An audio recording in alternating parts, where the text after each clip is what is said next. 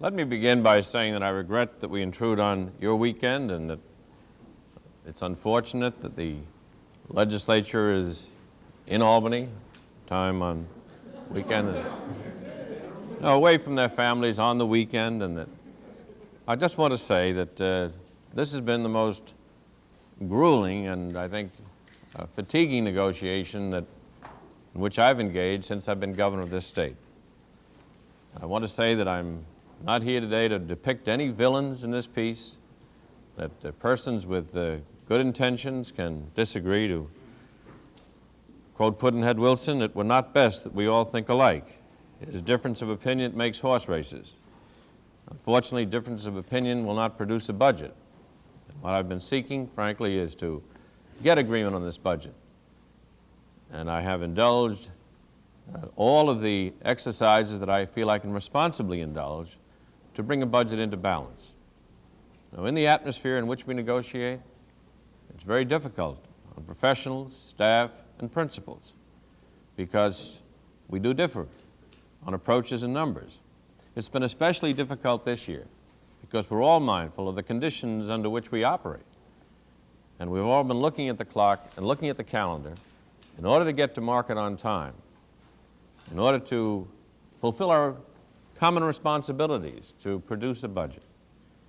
Now, in that atmosphere, with fatigue, as I say, and tension, there is a tendency on the part of well-intentioned people exercising their responsibilities to reach beyond or stretch beyond our capacity to make a deal. Now, I've indulged that. I have extended myself as far as I can, even considered adopting practices that frankly would take me to what I call the outer rim of risk. I've been there before, in 1975 and 6. My memory is clear and vivid as to what we did then, how far we stretched to save a city and secure a state. I'm willing to do that again, but I cannot ignore the consequences of actions that I'm being asked to take in the nature of a compromise. Now, early this morning, the members of the Senate completed action on a number of bills. The cumulative result of their action is not a budget, not even a one-house budget. Simply put, it is a $14.3 billion spending plan. To say this spending plan is not in balance is an understatement. The lack of any semblance of balance is obvious from the very failure to provide us with a financial plan. Why is there an absence of the standard financial plan, a comparison of the Senate proposals with the plan I presented in January? Because a balanced plan cannot be documented. The effect of their action is not a balanced fiscal plan, and therefore they have not provided one. I am disappointed and concerned. This year, we had hope to change the way budgets are put together. We sought serious and essential structural reforms. We sought to establish a process to prevent crises before they occur rather than awaiting their onset. I'll say that on the record and on the history that we put together here, I think we've shown that we can manage a crisis. We've been through crises, but I don't know how to manage a disaster, and therefore I'm unwilling to take the state into a disastrous condition. Now, after months of careful work and analysis, I presented a budget on January 22nd that established certain principles and goals. First and foremost, I recommended the state establish a statutory limit on expenditures. This expenditure cap is the structural principle upon which my budget is based and which future budgets can be soundly based. That cap is more important than ever. That's the way in which you can avoid the last-minute onrush of deals and stretches and compromises, because with the cap in place, we'll know precisely where we can go. We can avoid, as I say, the unfortunate consequences of late decisions taken under fatigue and tension. With this cap on spending, the state can live within its means. It can adopt budgets and adopt balanced budgets without new taxes. In fact, think about the cap and what it does. It will secure the prospect of two things at least: the plan for additional tax reduction on an orderly basis. It will at the same time bring down, with the monies we can secure from savings on the cap, a reduction in the borrowing, which is now soaring upward and taking debt service in this state up and above $700 million. The desirability of the cap, the need for the cap is more apparent to me than ever. At the same time, that cap allows us to do this. There are those who say I should indulge higher estimates of income based upon inflation. Well, if there is to be inflation, as they say, then the gross revenues and income of the state will generate more money. Therefore, the cap will be placed at the cap will be at 9% of a much higher figure and provide them ample room for future expenditure plans.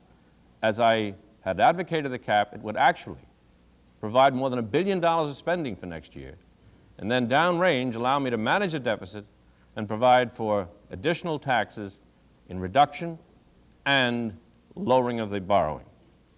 Now, in addition to the cap, second, the budget proposed to reduce the growing and expensive seasonal borrowing. I recommend that any increase in school aid be put on a current basis. That recommendation has been accepted, for which I commend the parties in negotiation. I am pleased the legislature has accepted this proposal. I asked as well that we reschedule certain tax payments, again, to reduce borrowing needs. This has been granted only in part by the Senate. I also asked for the explicit establishment of reserves through the payment of refunds on a timely basis of $100 million because of certain actions taken to provide additional revenues on a one-time basis. Now, certain additional reserves are required to be put in place, and they must be there because we're going to use contingency monies, and sound budget practice requires that there be reserves against those contingencies. The principle of maintaining reserves to meet temporary or contingency revenues is clear in sound budgeting and is now a requirement that must be part of our disclosure documents. While I may not have said so, it is implicit in the Senate spending plan that all contingent revenues and reserves be drawn down in full measure to finance their enrichments. And what are we doing? We're looking at every dollar we have on hand. In effect, we're going to minor amounts in certain reserve funds. We're taking the surplus that we proclaimed and indicated going into this year, and we're increasing that by every dollar taken in right up to the closeout that occurs at the end of this month, stretching to clean out every crumb in the cookie jar to help finance the enrichments of this year, but it's not enough.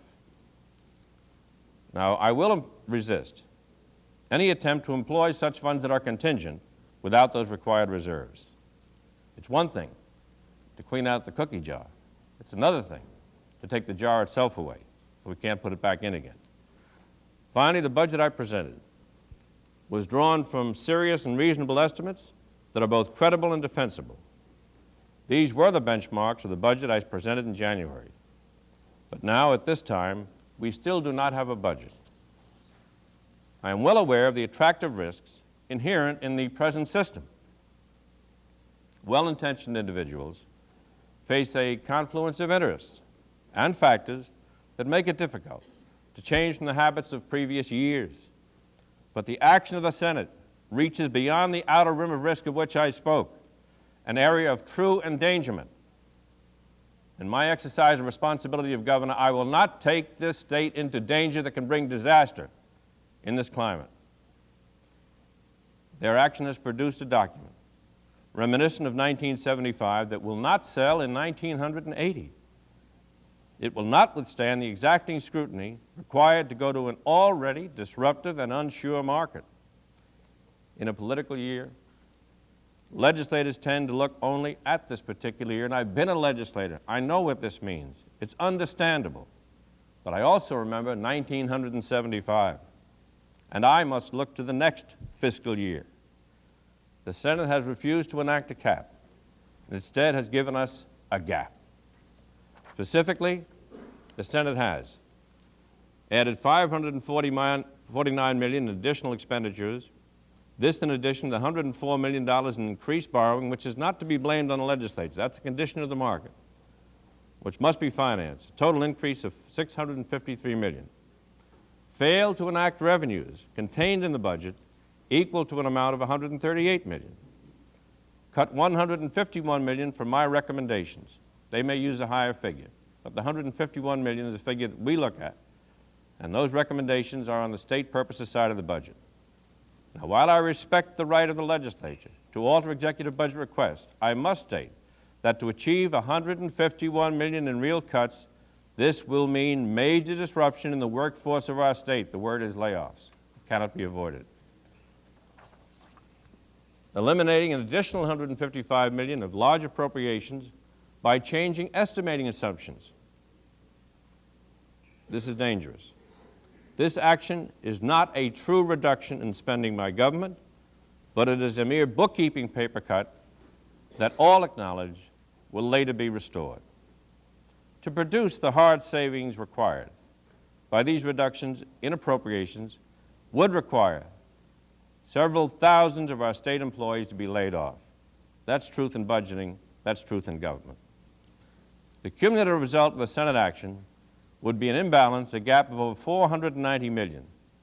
And that is why the Senate Blue Book, the Blue Book of the Senate, does not and cannot include a balanced financial plan. I don't have that luxury. I must supply a financial plan, as I have. I believe that it is important to note that the one non-issue of these budget negotiations was that of tax cuts. I was always prepared to discuss proposals to reduce the tax burden beyond the levels that are called for by our present tax reduction plan, the one that has produced $2 billion in real cuts. But that clearly required an expenditure cap. The subject never reached that point in our discussion. No one can suggest that we cut taxes out of a projected gap. You can't give money out of a hole. Any such action would only exaggerate the extent of the deficit. The non-issue of tax cuts, although understandable, was simply, I must say, a smokescreen to cater to the electorate in a political year.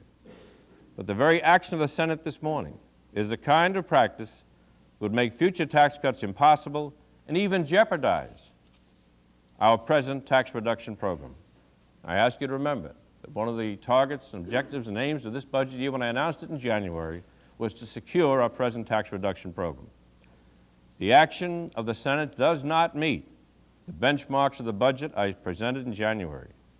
It is neither credible nor credit-worthy. It does not meet, unfortunately, the standards of extensive scrutiny necessary to go to market. It does not present a balanced financial plan. It instead gives us a gap and no financial plan at all. I will be discussing with the Speaker of the Assembly, Mr. Fink, what action should now be taken. The Assembly has not yet acted, and I remain ready to work with them as they consider their alternatives. As Governor, I must do what is required, both by the Constitution and by the certification procedures that have been established to ensure that the budget is in balance. To quote from the disclosure statement that I must sign, and I quote, "I do hereby certify that based upon estimates I have reviewed and believed to be reasonable, it is my expectation that the state will have sufficient taxes and revenues during the 1980-1981 state fiscal year to pay the tax and revenue anticipation notes of the state and to pay all other expenditures of the state," stress added here, my stress, "without incurring directly or indirectly a deficit."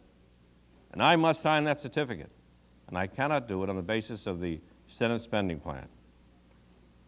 When the legislative process is complete, therefore, I will take whatever actions, including excisions, that are appropriate to produce the balance.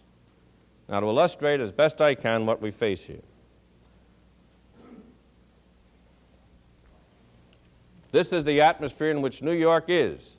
We all live together in a grim condition where prime interest rates for the best borrowers are now ranging up at 19.5% and 20%. There is the reality of the federal budget cutbacks. We did not contemplate when we published the budget in January. We would lose, as we now expect to lose, the federal revenue sharing program on the state side. There is the imposition expected of the windfall profits tax, which has to mean, with decontrol, higher cost to us. There is the imposition by the Federal Reserve of credit controls on consumer credit in a real seizure, a real crunch, if you will, that has to contribute to less installment buying and less retail sales, which in the service economy in which we live in this state has to mean some contraction. There is an impending national recession, which appears to be growing more swiftly in our direction and may be more severe.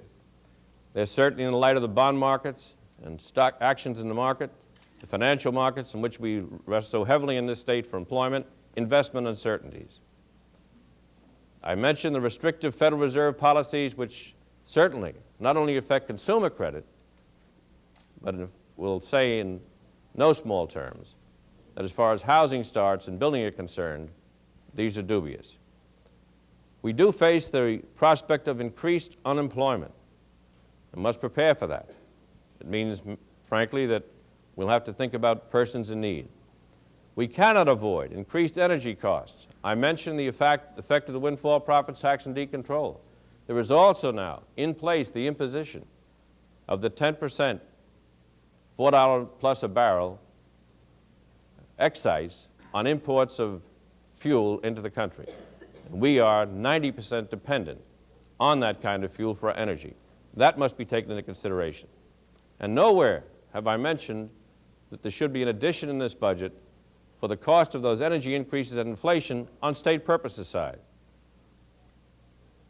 I mentioned that new housing starts will be down, which means that in the credit crunch, that significant portion of our economy will be lagging.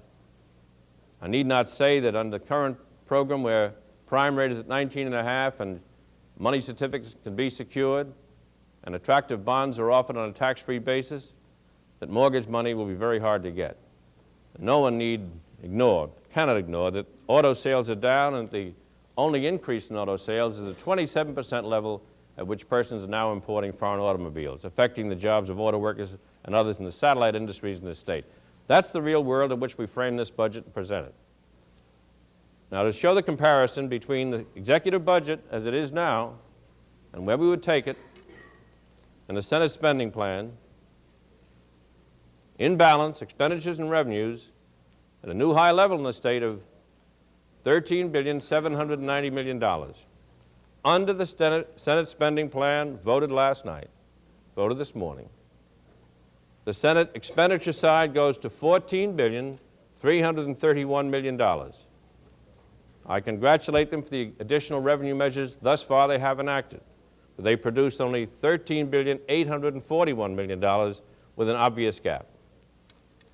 In the Senate spending plan distribution, I suggested and I aimed at reducing all budgets by 2% on the premise that with people allowing for inflation and absorbing inflation, any level of government could adjust to 2% reduction. Those have been restored for $218 million. I suggested as well that with the local governments, frankly in many cases in much better shape, that we could bring them down to a level of $800 million, not take away a lot of money, but keep them down at $800 million on revenue sharing. That's been restored. There is a new school aid package enrichment of $214 million, and I commend again the Senate and the Assembly for enacting and considering putting this money up front, which is a good structural reform. We can't ignore the fact that this is a $324 million program, $214 million in this year. Now take the cumulative effect here, and we have the restorations, the revenue sharing, and the school aid for a new spending total above the original spending increase of $549 million. Now what happens when that's done? If I were to, if you will, level up and compromise at this level. I presented a budget in 1980 in January showing that looking downrange at next year, as I must, that we were $189 million in gap, but with a cap in place, I could manage that gap. We now have to include the fact, without Senate actions, that we lose the federal revenue sharing, which is worth $249 million. We must incur the additional debt service, and that puts further in gap to $626 million under the old spending plan. But if I were to level up and compromise with the Senate, then the gap that I must face at this time with all these uncertainties in background will go to $1.3 billion. Ladies and gentlemen, I was there in 1975, and I know what it took then to close a gap of $700 million. It took presidential action requiring this state, in the words of former President Ford, to perform its constitutional responsibility and enact $700 million in new tax increases, which I found to be intolerable, and we did finally eliminate them.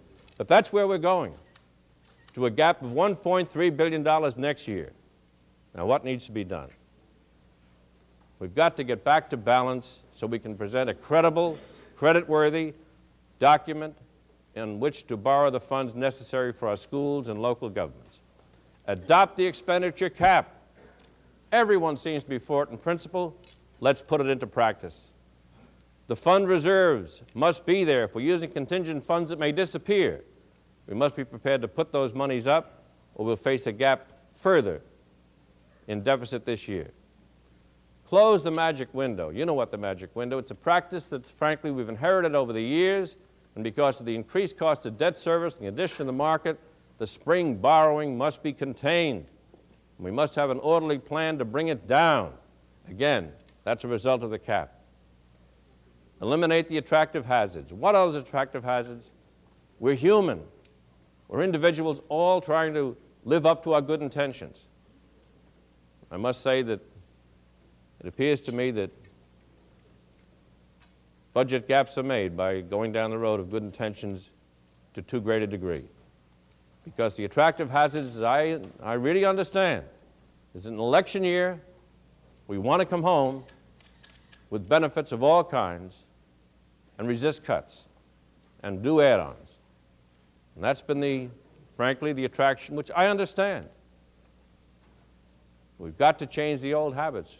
What old habit? Ignore next year, think of this year only, and we'll worry about it next year.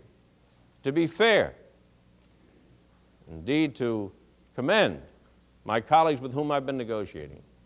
They have said that if I get in trouble, they'll still be there. Well, that's an old habit. I don't want to get in trouble. Then my friends and I will enjoy our company much more. In fact, I want to reduce the spring borrowing. I've worked carefully with Comptroller Reagan on plans to bring down that borrowing, because in this market, I don't want to be spending $700 million to contribute to tax-free income to individuals when we need that money badly, for the needy, for the children in schools, for the mental hygiene department. And let me relate as well that within this universe of new spending, there are some matters of need that are not included. In case someone thinks that I'm trying to eliminate humane and need programs, there are executive priorities which I indicated in the budget. But in the Senate spending plan, there are not funds for the mental retardation community placement program. There's the elimination of funds for the purchase of homes that I need to do in order to fulfill my responsibilities under the Willowbrook Consent Decree. There is the inherited difficulty, what we call Bill Dow 3, including the Battery Park City Authority. We must meet those obligations, or the state will be envisioning, to a modest degree, the same kind of default that we had to face in UDC in 1975. We have worked out a plan with the City of New York, but again, the Senate has not put in place the $8 million which we need for meeting our responsibilities under those bonds and face, therefore, a technical default. There is not provision of funds for the mental health community support system. Elimination of the new funding for the community support system will prohibit the state from providing appropriate services to the mentally disabled who reside in the community. I know you know who will be the first to shout that dumping is going on, but to take those funds out is not to allow us to treat with those who are called derelicts or indigent, who are on the streets of many parts of our state, and we need that money. The secure facilities for the Division of Youth are not provided for.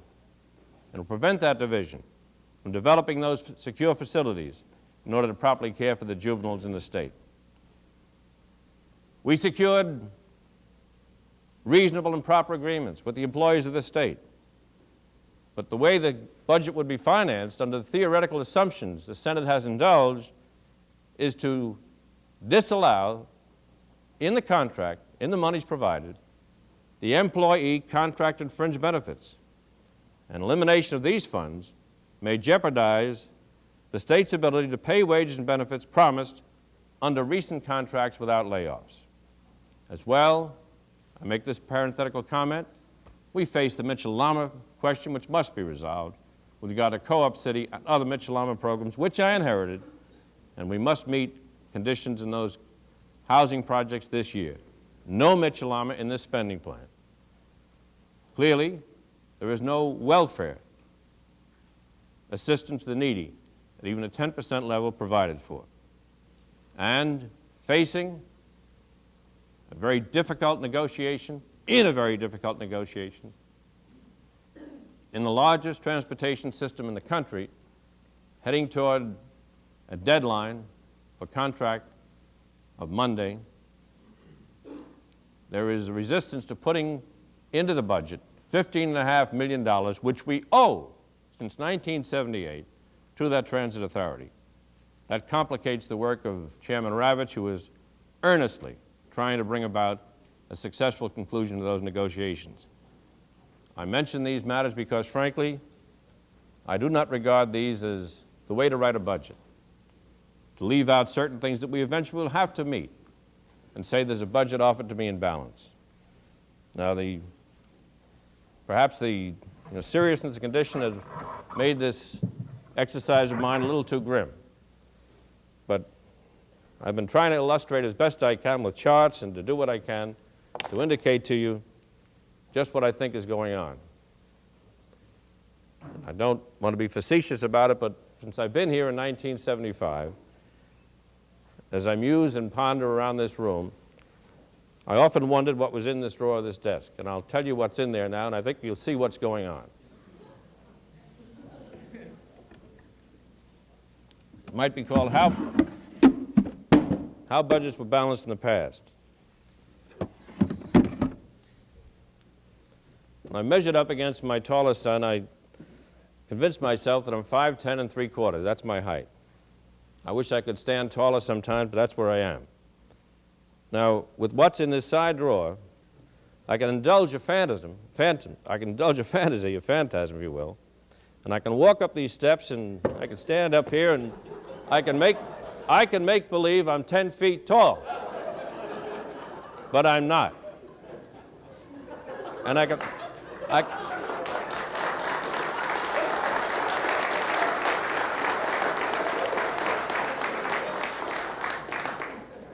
don't know who else put those steps there and used them.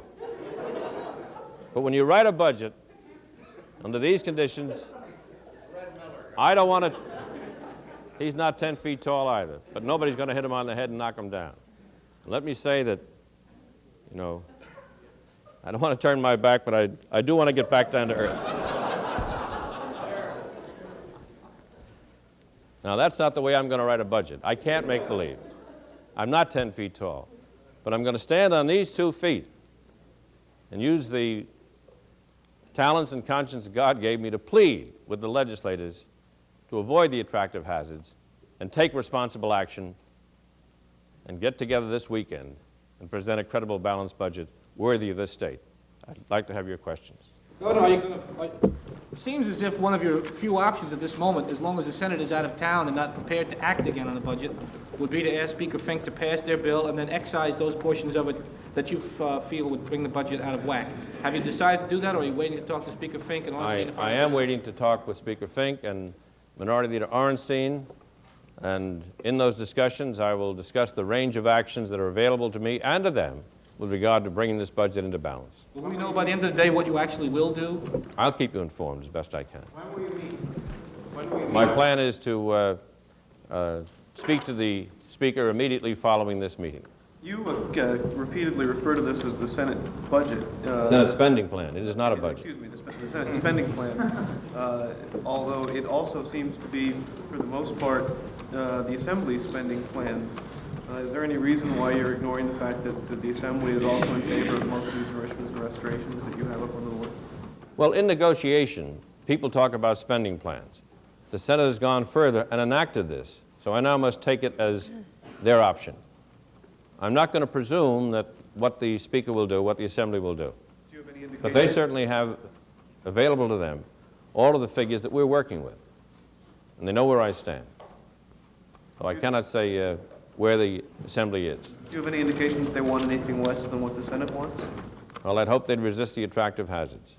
Governor, Controller Regan, excuse me, met the press last night, and he seemed unruffled by what you described as the Senate spending plan. He said the borrowing is all in place. Assuming a credible, balanced budget. Yes, he said he could certify to it. I'm glad you bring this up. Without documentation? That's true. Without documentation? Let me point out what I've done. Not only have I kept in close contact with Controller Regan, but there are bonds in this budget that must be financed. Our ordinary bonds at about $190 million, on which there must be disclosure of our condition not only this year but next year. I've met with the underwriters. I've kept in contact with the auditors who are pursuing and seeking the documentation for any financial plan. I've called in the experts from the state agency that carries on the borrowing that's requisite to keep New York City afloat, the Municipal Assistance Corporation. I've conferred in person and by overseas telephone with Felix Rohatyn, the chairman of MAC, and the experts in his organization.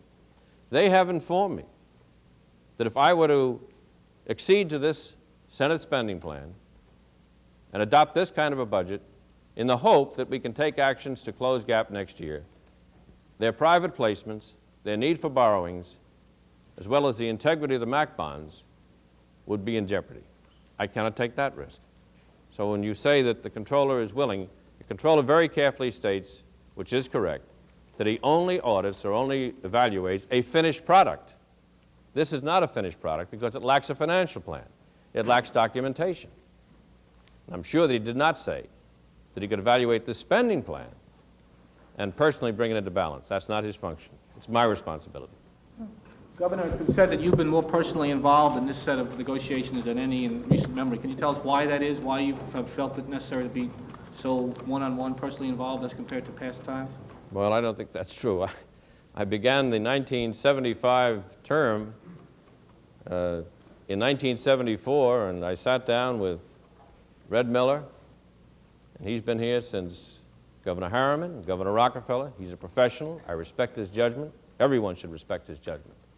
It's been unassailable in terms of what we've done before. And I got into the budget that year before I became governor, and oh, what I found. And I don't want to be there again. And it's been my habit, behind the scenes, to closely follow the budget.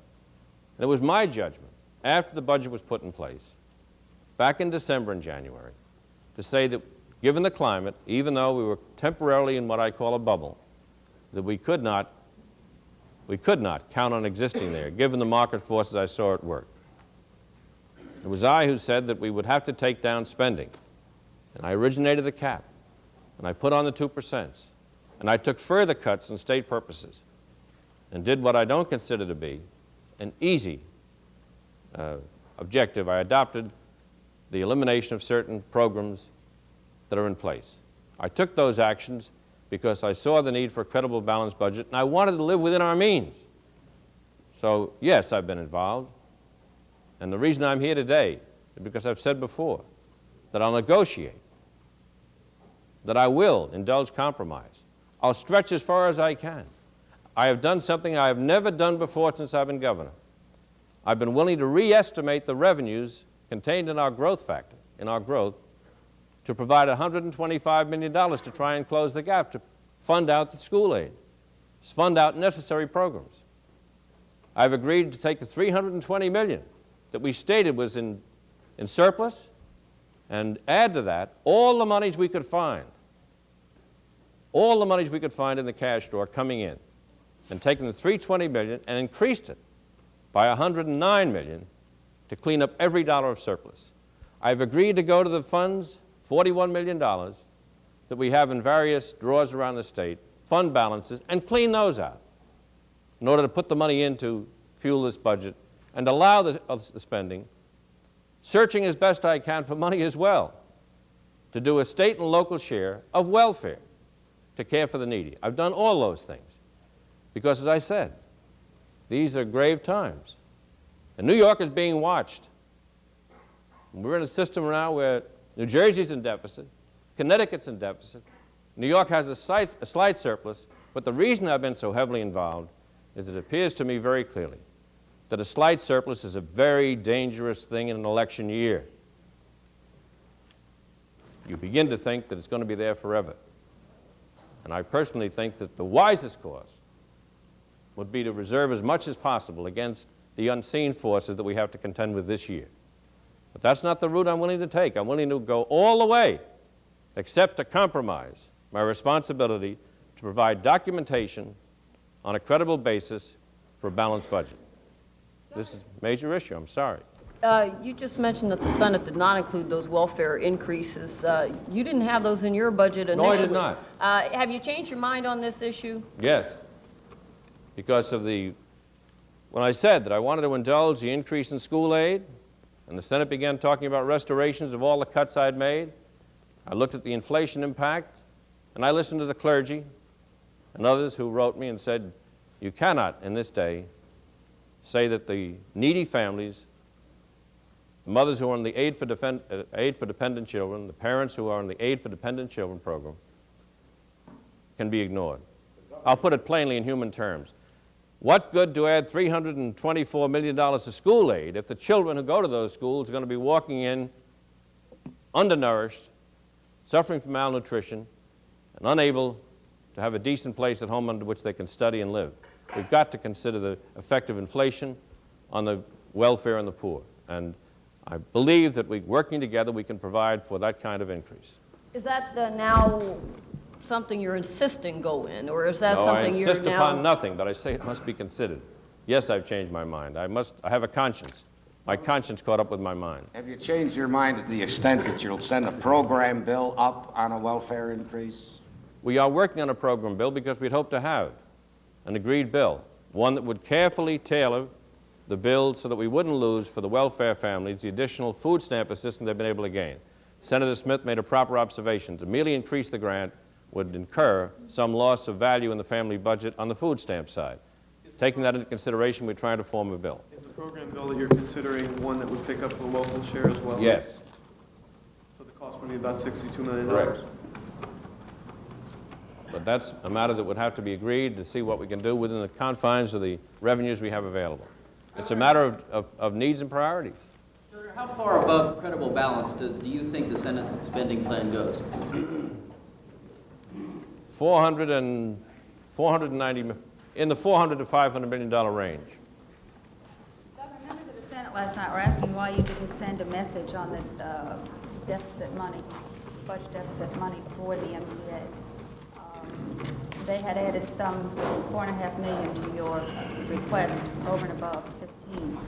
And they were complaining. I said, if he wants it so badly, why didn't he send a message? Could you explain that to us? Yes. In deficiency, there was $15.5 million, which we owe to the MTA. I've said before, as part of my transportation plan for the state, there would be hearings, and we would provide for the MTA and for the other transportation agencies in the state additional monies. The $5.5 million in that plan and more would be part of the upstate agencies. We don't owe them that money yet. We haven't passed a program yet. So what they wanted to do was take $5.5 million of new program money for the MTAs in Syracuse, Rochester, Niagara Frontier, and so forth, Capital Metroland, and put that money side by side with the $15.5 million which we owe to the MTA. And plain and simple, they'd take care of those agencies, and I'd have no leverage or no negotiating power for the transportation plan. I can't buy that kind of a deal. Governor, how many layoffs do you foresee if the Senate, under the Senate spending plan? There would be several thousand, as I said. And keep in mind, again, the reality. The correction system is at a level of peril because it's up to capacity. And I'm working earnestly and hard to try and get the Rikers Island deal completed with the city in order to have additional spaces. In the budget excisions, which they made, by the way, they took out the money that I'd need to close the Rikers Island deal. It's not real. as well, cuts in mental hygiene, cuts in mental retardation. I can't abide those cuts because I am bound for the developmental facilities money, disabilities money, for the mental hygiene, client increase, to provide those funds. Governor, what are the differences between the Senate plan and the plan of your own? Do you think that a compromise can be worked out in time for April 1st? The answer is I can't level up in compromise in order to spend more. And if I go to the Senate plan as it's presented to me now, keep this in mind. It'll be the largest expenditure increase in the history of New York State. That's where the Senate wants to take me in compromise. That would compromise the state. I can't go there. Now, in case someone thinks this is a budget that is modest, let me point out that when I published the budget, you wrote the headlines, or your editors wrote the headlines, and it was, Governor recommends $700 million in new spending. That's where I was in January. Where will I be now? If I adopt the Senate spending plan, we already have the incurrence of new debt service of $105 million, which is not the fault of anyone except that market condition. But we must add that on. That's real. So if I take the Senate spending plan, the additional debt service, and the increases which I recommended in the budget, we'd be at $1.4 billion this year in spending, the highest spending increase in the history of the state, and that contributes to inflation. It doesn't recognize it. I can't make that compromise. Have you ruled out the possibility of recalling the Senate to Albany before Tuesday to have them act on bills that you would send up? Both bodies are in session. I don't... The what? The Senate has recessed for 2 weeks. I mean, they could come back, I think, only on your call or Senator Anderson's call. I rest on the premise and assumption that the legislature will act responsibly. I've gone to this measure in order to show you where we've gone. Negotiations are not ruptured. Negotiations are not, in any sense, in my estimate, at an end. But the public has a right to know. And this, perhaps in the future, won't be needed. Because with a cap in place, we won't run into this condition. Governor, some of the Senate negotiators were saying that they were willing to give you a cap in exchange for a tax cut program of about $150 million, with which jiggering and with the withholding tables could come down to 75. I'll say again, all of the talks of tax reduction are camouflage because no one wants to talk about the fact that the spending plan would take expenditures up by nearly $729 million, $100 million debt service, but $729 million above the amount I'd recommended. So the talk about tax reduction, which is one of the attractive hazards, is to get the public thinking we have so much money, we can spend at the highest level in the history of the state and still provide tax reduction in any amount. It kills tax reduction. The spending plan makes sure there'll be no tax reduction. And at what level cap? Let me put this in context.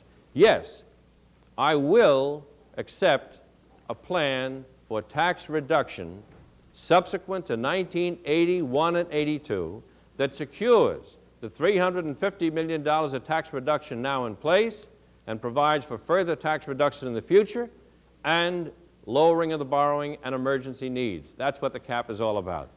And again, to emphasize, the best test of whether whose estimates are right, if they say there's going to be more revenue than I've counted in my estimates, then that revenue will be there to drive the money under the cap up for spending. That's the best answer. The cap is no longer, if you will, a stricture or anyway a manacle on spending. The cap, as I contemplated at the level at which I introduced it, would provide for $1 billion of spending next year, and in 1982 provide for additional funds for $197 million in tax reduction and reduction of borrowing. But you've got to put the cap in place before you can talk about this. You're saying you don't want any tax cut that would have any cash impact in 1980-81 fiscal year. It wasn't passed by the Senate last night. They aborted that. They did not consider it even. That's the real world. Governor, you seem to want a tax cut in a year when you may seek re-election. No, there's no reference. The first tax... Well, I know you plan ahead. Yes, I do plan ahead for the future of the state. And I think it's wise to plan ahead. And I'm not looking... I think the trouble is, Jerry, that we're looking at this election year, and I've said over and over, in this budget, I am devoid of any political interest. I'm trying to exercise responsibility. I'll tell you, if I grow 10 feet tall, I'll run for re-election. But I don't plan on growing. My feet are on the ground, and I'm not a stubborn person. But I've been there in '75. I look at the national condition. Let's indulge that for a moment. When the federal government came with a budget that was obviously not in balance, they had to recast the budget, and they're desperately climbing over programs that took us 20 years to enact to put a federal budget in balance. I don't want to be in that condition, and that could well occur before November. And that wouldn't help anybody's election. What you're saying, that you won't run for re-election? What? You don't? No, I said To be if 10 I were 10 feet tall, I'd run for re-election. What if you're not 10 feet tall? I'll have to ask my children to measure my growth. Take my family poll, which never fails. Governor, This has nothing. are you prepared to enter the Transit Authority negotiations? Jerry, it's not good politics to come with the cuts that I said I'd make. That's your answer. The politics this year, frankly, can be used against the governor. I had said I'd make these cuts. I singled out the programs that I said should be reduced. I made the hard decisions, and I'll accept the consequences of those. Governor, is it not basically true that the Assembly probably has as much or more problem with the spending cap than the Senate? That is to say, they will... the I Senate can't was say prepared, that no? because what I've heard responsible leaders say, everyone favors the cap in some fashion. Yes, it does present a problem in regard to persons say, well, what do we do for the cap? What do we do for the cap if we have real needs that must be met? The answer is the cap does provide downrange for billion-dollar budget increases each year. But it's there. It's needed. Governor, do you plan to enter the MTA negotiations? I talked to Mr. Ravitch before I came to this room. I'll resume my discussions with him. I will do whatever I can to try and bring those negotiations to a successful conclusion. But Mr. Ravitch is in charge of the negotiation. I rest on him and the board, and I'll do whatever he asks me to do to help him. How does it look right now, Governor? Very grim. Very, very grim. Do you plan to enter personally, as in person, as opposed to telephonically at any point? I have provided, and I want to make this clear, and I certainly hope that people will get it straight. We have asked for, and I am frankly gratified, that the Speaker has said that he will undertake the passage of the transportation plan as it affects the MTA and the state. That's needed. But this must be very carefully observed. The provision of the monies in that plan are for the improvement of the system and the maintenance of the fare structure, and are not to be contemplated as a source of funds for labor negotiation. Unfortunately, certain references have been made to the point that if the legislature acts, that will help the negotiation. Those monies are not intended to sweeten the pot or to put the money on the table to be negotiated in a wage settlement. Those monies are to preserve the fare and to improve the service in the system and keep it alive, keep it surviving. I don't want anyone to feel that I'm advancing the timetable and asking the legislature to act on the transportation plan in order to put money on the table in these negotiations. That simply is not true. But if he does it tomorrow, Governor, inevitably it will be viewed that way by John Law and the union. No, Whether you say it should be viewed that way or not. No, that is not the case. Are you suggesting the Because legislature... there are other local initiatives which must be adopted to balance the deficit in the transit authority. The state plan only goes a part of the way. So money for negotiation will have to come from all sources, but it's not money in the state transportation plan that would be provided for these negotiations. Do you prefer the legislature... Peter? Mayor Koch seemed to be saying that if the legislature acted, that would go a way toward preventing a strike. Have you made it clear to him that that's not how you see it? I was afraid that his remarks might be read that way.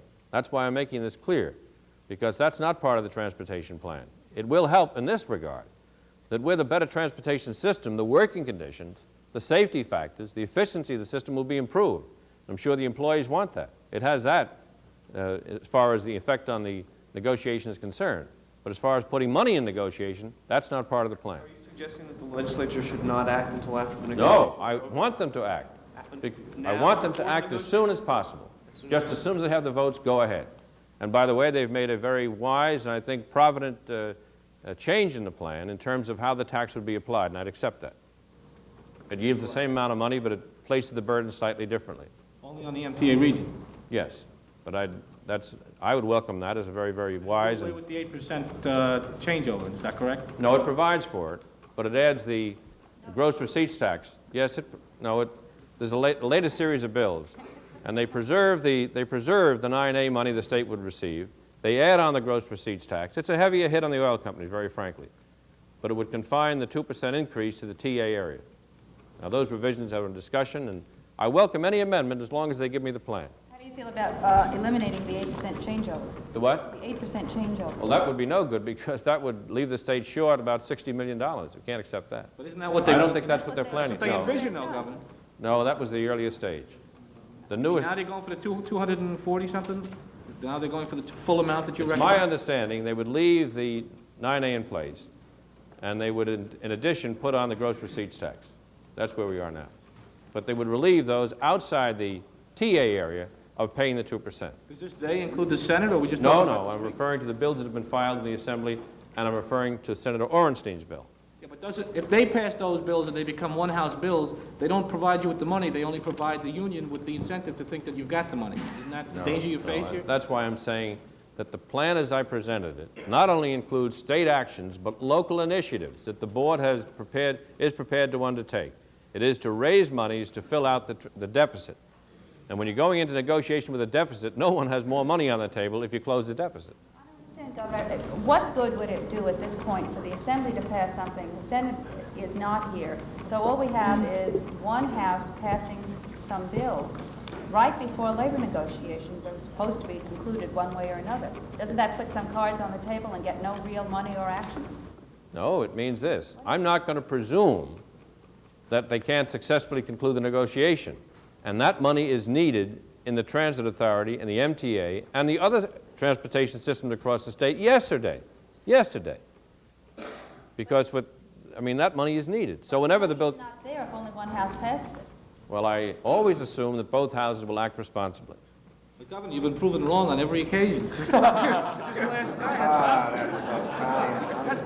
That's getting to be a shaky Yeah, but- assumption. You said so yourself. That's before I became 10 feet tall. I- Thank you. Governor. Governor.